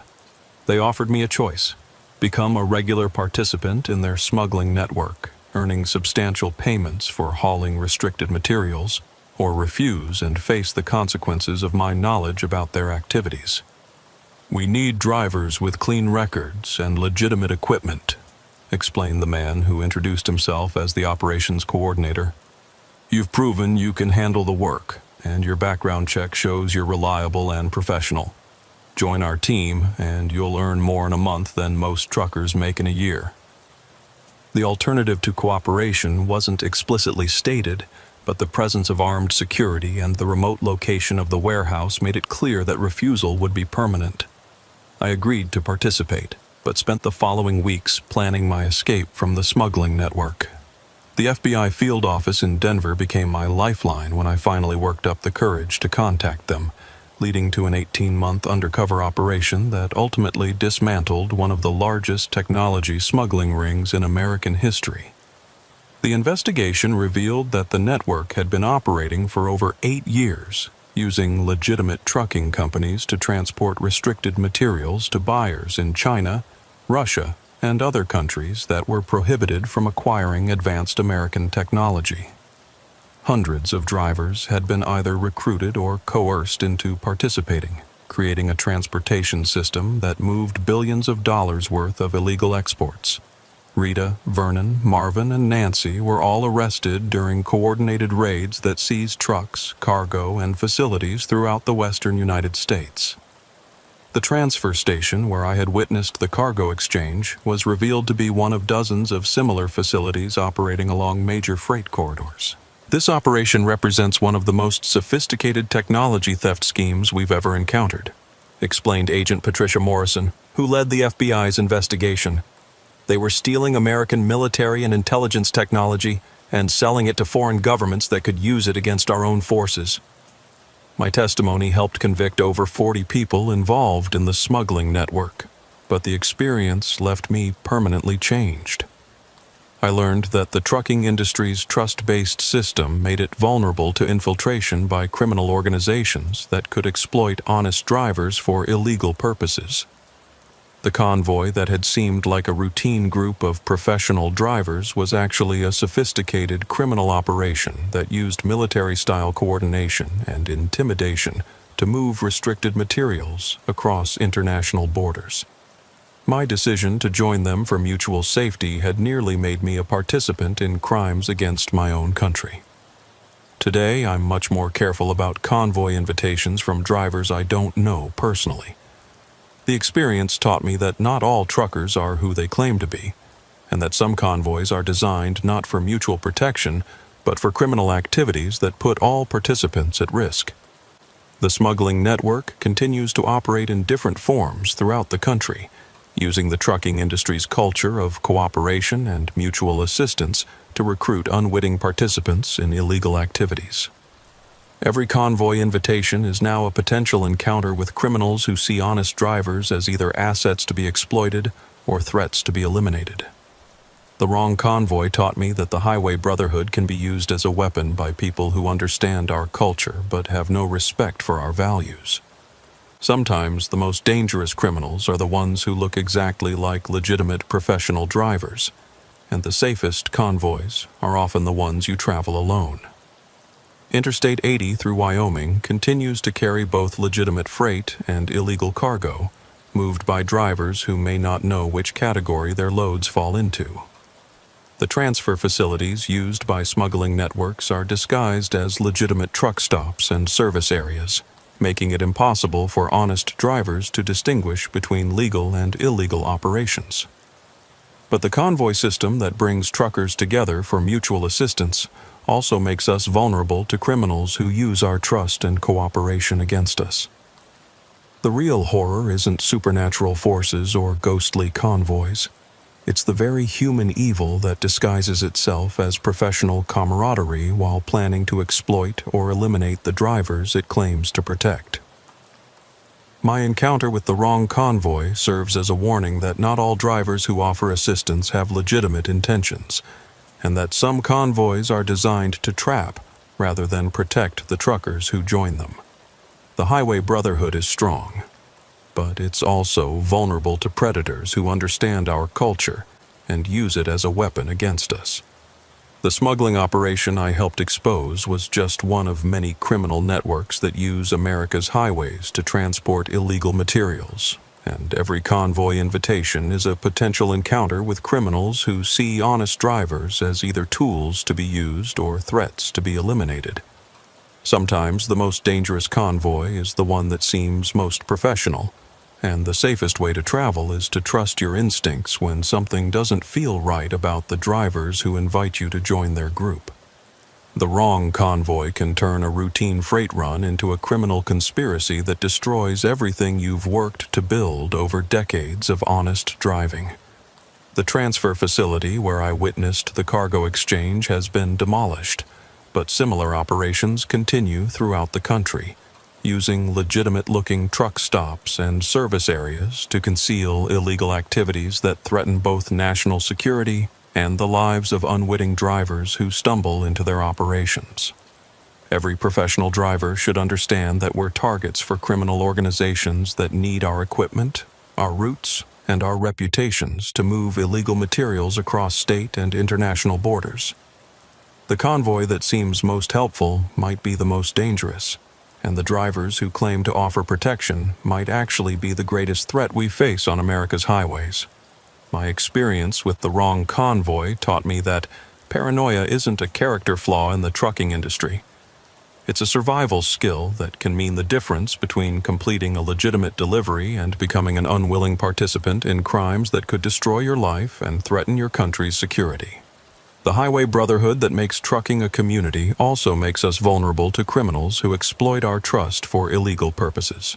Sometimes the most important thing a driver can do is refuse convoy invitations that don't feel right, even when traveling alone seems more dangerous than joining a group that might not be what it appears to be.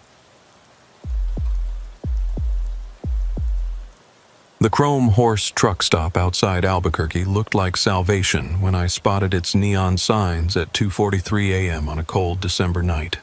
I'm Wayne Carter, been running freight for 24 years, and I know every legitimate truck stop between Los Angeles and Chicago. But I'd never seen the Chrome Horse before, despite traveling Interstate 40 through New Mexico hundreds of times during my career. The facility appeared to be a classic truck stop. Multiple diesel islands, a restaurant advertising home cooking 24 hours, a shop promising parts and service. Exactly what I needed after 14 hours of driving with a load of electronics bound for Oklahoma City and fuel tanks running dangerously low. My Peterbilt's fuel gauge showed less than 30 gallons remaining in my twin tanks, barely enough to reach the next truck stop if my calculations were correct. The Chrome Horse couldn't have appeared at a better time, offering the fuel and services I needed to continue my run safely. But something felt wrong from the moment I pulled into the facility. The fuel islands were busy despite the late hour, with several trucks taking on diesel. But the drivers moved strangely. Too quiet, too nervous, avoiding eye contact like people who didn't want to be recognized. The whole place had an atmosphere of fear that you could feel in the air. The pump attendant who approached my truck was a middle-aged man named Douglas, who seemed professional enough, but his eyes kept darting toward the main building like he was afraid of something inside. When he spoke, his voice carried a tremor that had nothing to do with the cold New Mexico air. "Evening, driver," Douglas said, beginning the fueling process with practiced efficiency. "Beautiful night for running freight. Where you headed?" "Oklahoma City," I replied, climbing down from my cab to stretch my legs. "Been on the road since noon yesterday. Looking forward to getting some rest after I make this delivery." Douglas nodded while monitoring the fuel flow, but I noticed he kept checking his watch and glancing toward the restaurant windows. "You might want to get your fuel and go," he said quietly, almost whispering. "This place, it's not what it seems." Before I could ask what he meant, a man in an expensive suit appeared beside my truck. He looked completely out of place at a truck stop, too clean, too well-dressed, moving with the confidence of someone who owned everything he saw. "Wayne Carter," the man said, reading my name from my truck registration. "From Iowa, running electronics to Oklahoma City, right on schedule."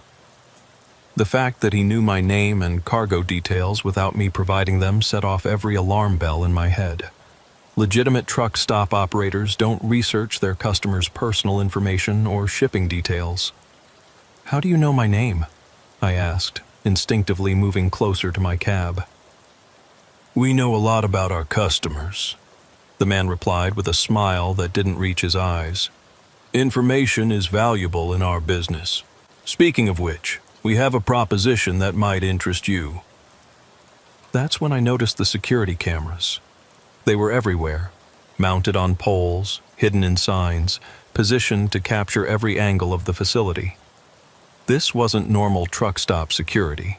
This was surveillance equipment designed to monitor and record everything that happened on the property. "What kind of proposition?"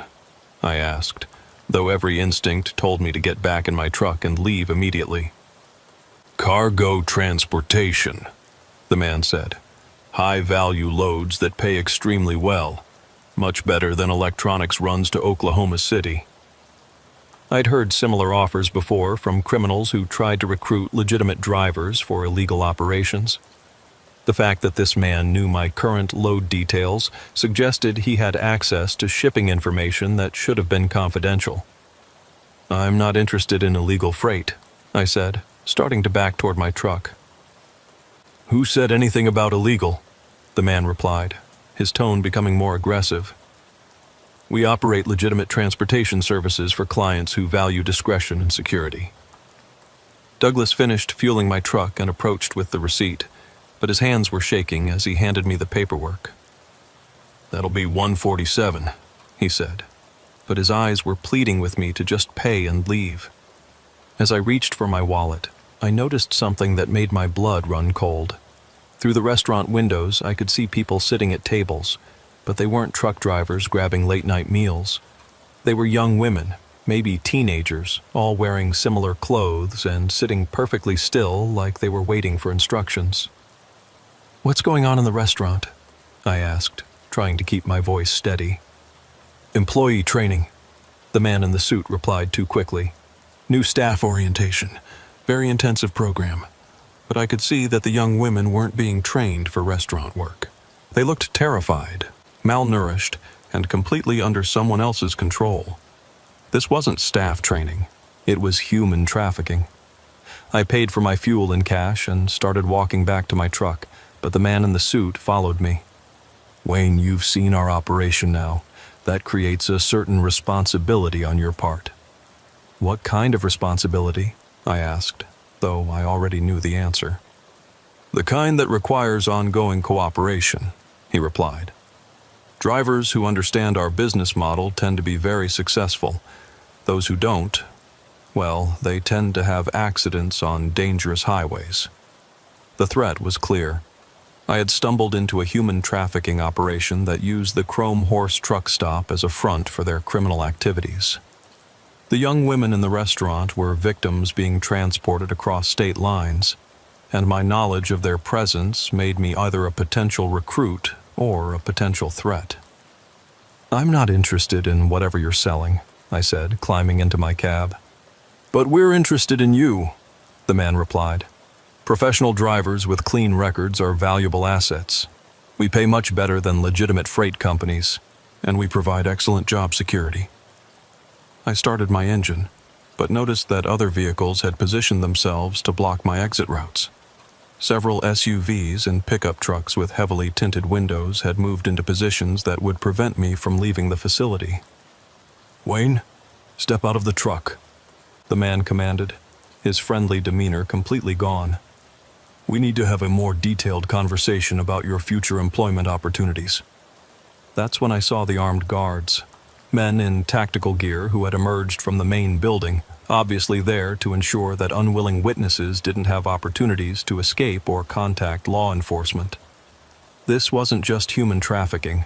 It was a full-scale criminal enterprise with military-style security. I had two choices: cooperate with human traffickers or try to escape from a facility designed to prevent anyone from leaving without permission. I chose to run. I dropped my truck into gear and floored the accelerator, heading straight for the gap between two SUVs that were blocking the exit. My 80,000-pound truck had enough mass to push through most obstacles, and the criminals weren't expecting a desperate trucker to use his vehicle as a battering ram. The collision sent one SUV spinning across the parking lot, while the other was crushed against a concrete barrier. I could hear gunfire behind me as I reached the highway, but my truck's heavy construction provided protection from small arms fire. I grabbed my CB radio as soon as I was clear of the facility. "Mayday, Mayday, this is Wayne Carter southbound on I-40 near mile marker 278. Human trafficking operation in progress at Chrome Horse truck stop. Multiple victims, armed security, need immediate federal response." The radio exploded with responses from other drivers who had heard my transmission. Within minutes, the highway was buzzing with truckers coordinating to block the criminals' escape routes and protect any other drivers who might be approaching the Chrome Horse. FBI agents arrived 30 minutes later, but the Chrome Horse truck stop was empty. The building was abandoned, the fuel pumps were shut down, and there was no evidence of the human trafficking operation I had witnessed. The facility looked like it had been closed for years. "Sir, are you certain about the location?" Agent Rita Morrison asked, studying the abandoned truck stop. "This facility shows no signs of recent activity." But other drivers confirmed my report. The Chrome Horse had been operational just hours earlier, and several truckers had noticed the unusual activity and nervous behavior of the staff. The rapid evacuation suggested that the criminals had procedures for quickly dismantling their operation when law enforcement attention became likely. The investigation that followed revealed that the Chrome Horse was part of a network of fake truck stops used by human trafficking organizations throughout the Southwest. The facilities would operate for weeks or months, processing victims and recruiting drivers, then disappear overnight when they detected law enforcement interest. These operations are incredibly sophisticated, Agent Morrison explained. They use legitimate-looking businesses to hide their trafficking activities, and they have intelligence networks that warn them about potential threats. Most victims are transported across multiple states before anyone realizes they're missing. The young women I had seen in the restaurant were victims who had been kidnapped from various locations throughout Mexico and Central America, then transported through the United States to buyers in major cities. The Chrome Horse served as a processing center where victims were prepared for sale and drivers were recruited to transport human cargo. The trucking industry is perfect for human trafficking, Agent Morrison continued. Drivers have access to routes that avoid official checkpoints, and legitimate freight provides cover for illegal cargo. Most drivers don't know what they're really carrying. Douglas, the nervous fuel attendant, was found 3 days later in a motel outside Phoenix. He had been working undercover for a non-profit organization that investigated human trafficking, gathering information about the Chrome Horse operation. His nervousness had been fear that his cover would be blown before he could document enough evidence to shut down the network. "I've been tracking this organization for 8 months," Douglas explained during his FBI interview. "They operate fake truck stops throughout the Southwest, always targeting isolated locations where they can control access and eliminate witnesses. You were lucky to escape."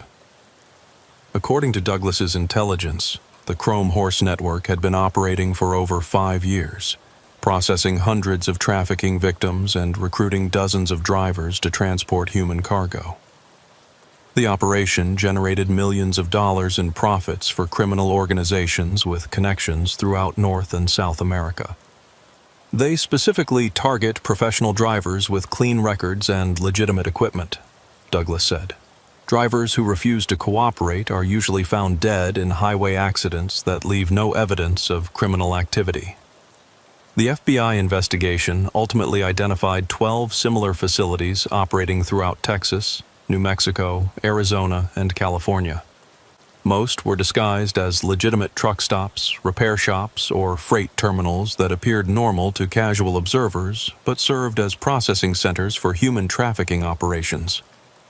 These criminals understand that truck drivers are naturally suspicious of unusual situations, Agent Morrison explained. They work hard to make their facilities look legitimate, and they have procedures for handling drivers who ask too many questions or witness activities they shouldn't see. 6 months after my encounter at the Chrome Horse, I was contacted by federal agents investigating another trafficking operation in Arizona. They needed experienced drivers to help identify suspicious truck stop activities and provide testimony about how these criminals targeted the trucking industry. My cooperation led to my involvement in a federal task force that monitors truck stops and freight facilities for signs of human trafficking. The work is dangerous but necessary. Every year, thousands of people are transported across America's highways by criminals who use our industry's infrastructure to move human cargo. The trafficking networks are constantly evolving, Agent Morrison warned during one of our task force meetings. They develop new methods for recruiting drivers, new routes for avoiding detection, and new facilities for processing victims. The only way to stop them is through education and vigilance from legitimate drivers. The experience at the Chrome Horse changed how I approach unfamiliar truck stops and service facilities. I research locations before I visit them, check online reviews and driver forums for reports of unusual activity, and trust my instincts when something doesn't feel right about a facility or its staff. Most importantly, I understand that human trafficking is a clear and present danger to every professional driver. The criminals who operate these networks see us as either assets to be recruited or threats to be eliminated, and they have the resources and ruthlessness to act on those assessments. The Chrome Horse truck stop may be gone, but similar operations continue throughout the country, using fake businesses to hide trafficking activities and target legitimate drivers for recruitment or elimination. Every unfamiliar facility is a potential encounter with criminals who treat human life as just another commodity to be bought and sold. Today, when I encounter truck stops that seem too good to be true or staff members who seem unusually nervous, I remember the young women I saw in the Chrome Horse restaurant and the armed guards who tried to prevent my escape. Sometimes the most dangerous criminals are the ones who look like legitimate business operators. And the most important thing a driver can do is recognize when a situation isn't what it appears to be. The fuel stop industry has implemented enhanced security measures and reporting procedures since the Chrome Horse investigation, but Agent Morrison warns that trafficking networks continue to adapt and evolve. Every truck stop is a potential front for human trafficking, she explained. The best protection is education, awareness, and the courage to report suspicious activity even when it might put drivers at personal risk. The Chrome Horse taught me that evil often hides behind familiar business facades, and that the trucking industry's infrastructure can be exploited by criminals who understand our routes, our schedules, and our vulnerabilities. The young women being trafficked through fake truck stops depend on legitimate drivers who are willing to risk their safety to expose these operations.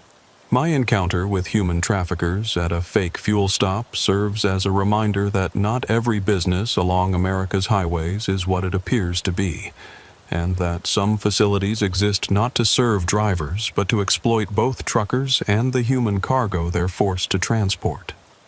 The Chrome Horse was just one facility in a network that continues to operate throughout the country, and every fuel stop could potentially be a front for crimes against humanity.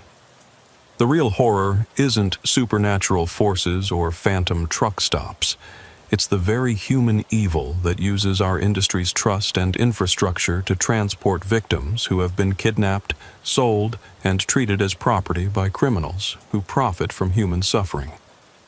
But my escape from the Chrome Horse also proved that legitimate drivers can make a difference in fighting human trafficking. By recognizing suspicious activities, reporting unusual situations, and refusing to be intimidated by criminals who try to recruit or silence us, we can help law enforcement shut down operations that destroy countless lives. The Chrome Horse truck stop is gone, but the lesson it taught remains.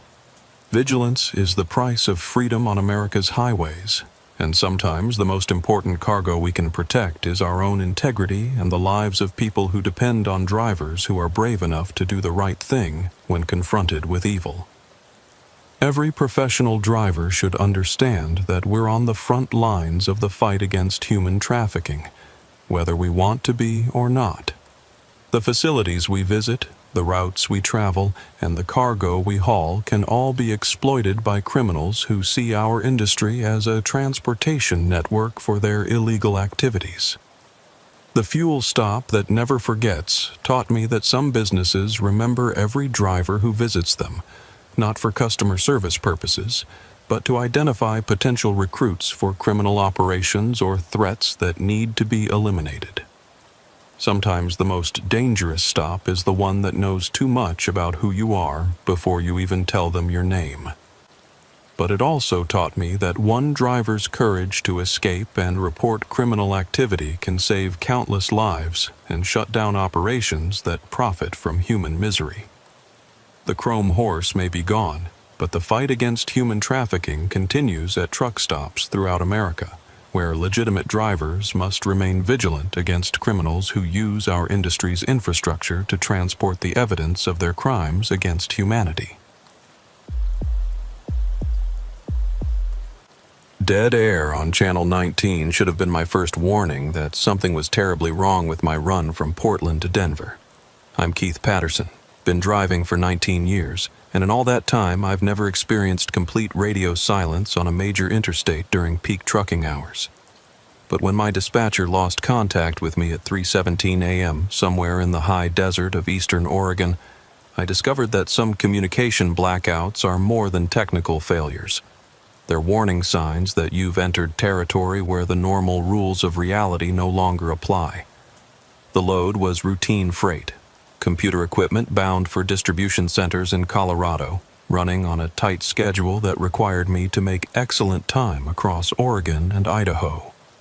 My 2019 Freightliner Cascadia was running perfectly, all systems functioning within normal parameters, when I lost radio contact with both my company dispatcher and every other driver on the highway.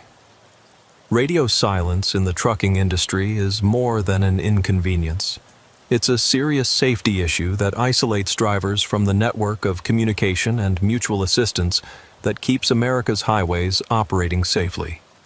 Professional drivers depend on radio contact for weather updates, traffic information, road conditions, and emergency assistance. When that communication network fails, every truck becomes an island of vulnerability on increasingly dangerous highways. My first indication that the communication blackout was more than a technical problem came when I realized that I couldn't remember making radio contact with anyone for over 2 hours. My electronic logging device showed continuous driving time, but I had no memory of the routine CB chatter that normally provided background noise during long-haul runs. According to my trip records, I had been driving east on Interstate 84 through the Columbia River Gorge, then south on U.S. Route 97 through central Oregon, toward the Nevada border. Familiar routes that I had traveled dozens of times without incident, through territory where radio coverage was normally excellent due to repeater stations positioned throughout the region. But my CB radio produced only static.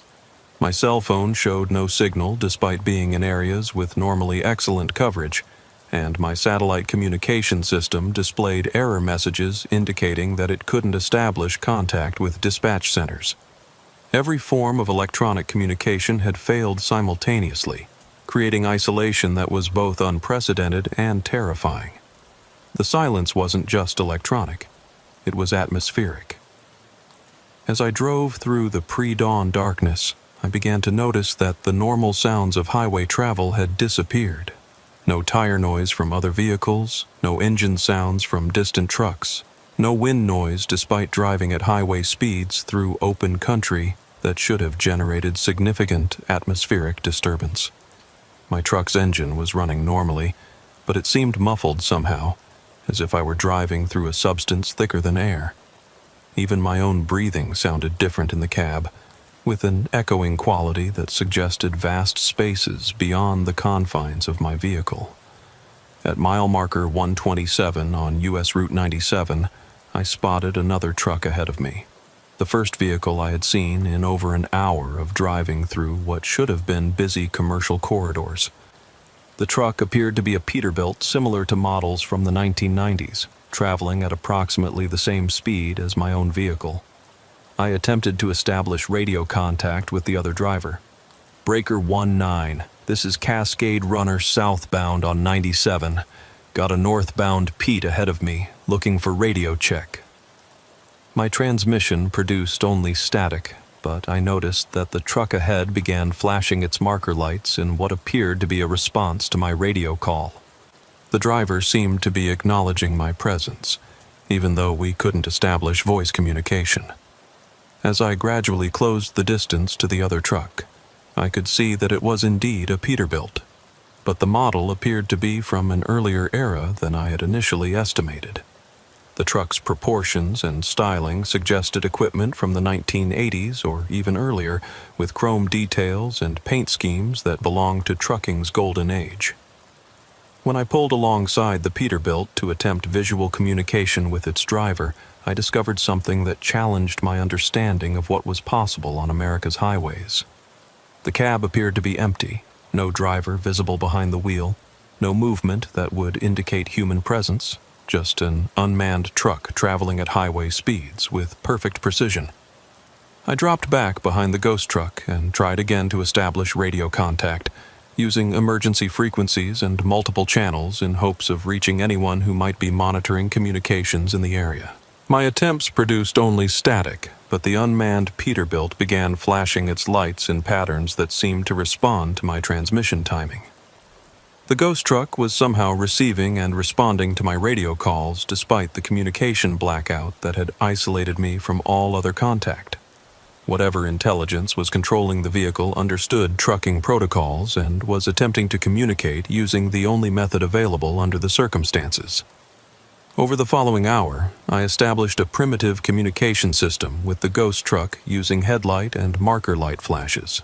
The unmanned vehicle seemed to understand my signals and responded with patterns that suggested intelligence and awareness of our shared situation. When I flashed my lights to indicate fuel concerns, the ghost truck immediately began signaling toward an exit that led to a truck stop I couldn't see from the highway. When I indicated mechanical problems by flashing my hazard lights, the ghost truck reduced speed and began guiding me toward what appeared to be a service area. The truck stop that the ghost truck led me to was unlike any facility I had ever encountered during my trucking career. The buildings looked like they had been constructed decades earlier, with architectural styles that belonged to the 1960s or 1970s. But the facility was clearly operational, with fuel pumps, service bays, and what appeared to be a restaurant and driver facilities. As I pulled into the truck stop, I noticed that it was populated entirely by unmanned vehicles, dozens of trucks from various eras parked in orderly rows, all appearing to be in excellent condition despite their obvious age. The facility was operating without any visible human presence, yet fuel pumps were functioning, lights were on, and everything appeared to be maintained in perfect working order. I attempted to fuel my truck using the automated systems, but the pumps wouldn't respond to my credit cards or cash payments. However, when I returned to my cab, I discovered that my fuel tanks had been filled while I was attempting to operate the pumps. Someone or something had provided the service I needed, even though I couldn't see who had performed the work. Inside the restaurant, I found food that had been prepared and left at a table that seemed to be reserved for me. The meal was simple but satisfying, exactly what a tired driver would need to continue a long journey. When I tried to pay for the food, I discovered that no payment was expected or accepted. Throughout my stay at the ghost truck stop, I could hear faint sounds that might have been radio communications, distant voices discussing routes, weather conditions, and delivery schedules using terminology and references that belonged to earlier decades of trucking. The conversations seemed to be coming from the unmanned trucks, as if the vehicles themselves were communicating with each other using frequencies I couldn't access. When I returned to my truck to continue my journey, I found that all of my communication equipment was functioning normally again. My CB radio picked up routine chatter from other drivers, my cell phone showed full signal strength, and my satellite system reestablished contact with my dispatcher. "Cascade Runner, this is dispatch." My radio crackled to life with a transmission from my company's communication center. "We've been trying to reach you for the past 6 hours. What's your current location and status?" According to my dispatcher, I had been out of contact for 6 hours, during which time they had initiated emergency procedures and contacted law enforcement about a possible missing driver. But according to my electronic logging device and my own memory, only 2 hours had passed since I had lost radio contact. "Dispatch, this is Cascade Runner. I experienced a complete communication blackout, but I'm back in contact now. My location is..." I paused as I checked my GPS and discovered that I was nearly 300 miles farther along my route than should have been possible given the elapsed time and my recorded driving speeds.